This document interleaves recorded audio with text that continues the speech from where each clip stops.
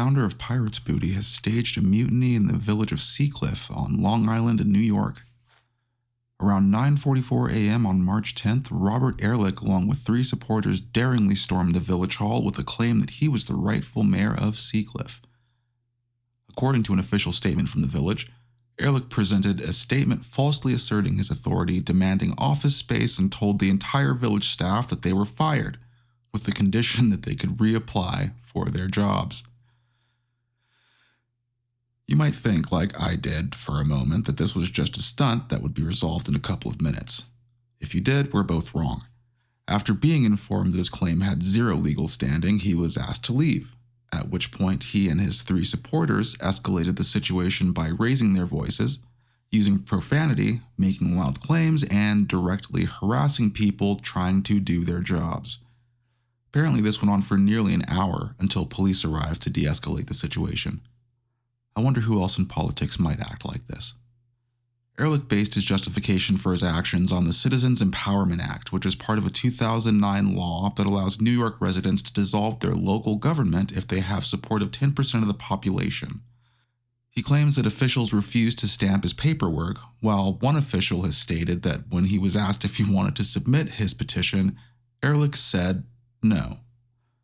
According to the Long Island Herald, he was quoted as saying, "I'm interpreting the law the way I want, the way Trump would interpret laws as he sees fit. It's called trickle-down politics, which is what we're doing." If you're wondering why Ehrlich thought a coup was necessary, he stated that he believes the village hasn't been transparently conducting itself and has been failing to serve its citizens.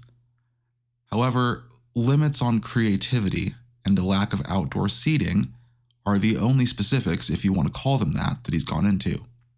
Some residents think this goes much deeper and further back, as Ehrlich, who I should now state is Jewish, lost a federal lawsuit in 2003, during which time he accused village officials of anti-Semitic harassment of his businesses.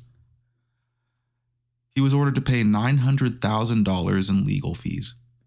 He later sued his lawyer for malpractice in a case that was dismissed. What makes this even more peculiar is that there was a local election on March 18th, just 8 days after his bizarre stunt that he could have been on the ballot for. He took no steps to get on that ballot and ended up going for broke with a write-in campaign that ended with him losing by over 1,000 votes. By this point, you might not be surprised to hear that Ehrlich has claimed the election was rigged.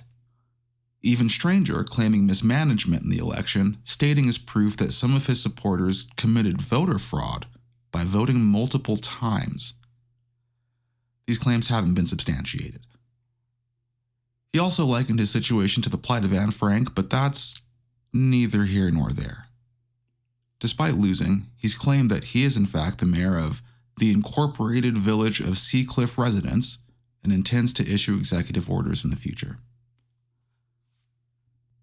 Thanks for listening.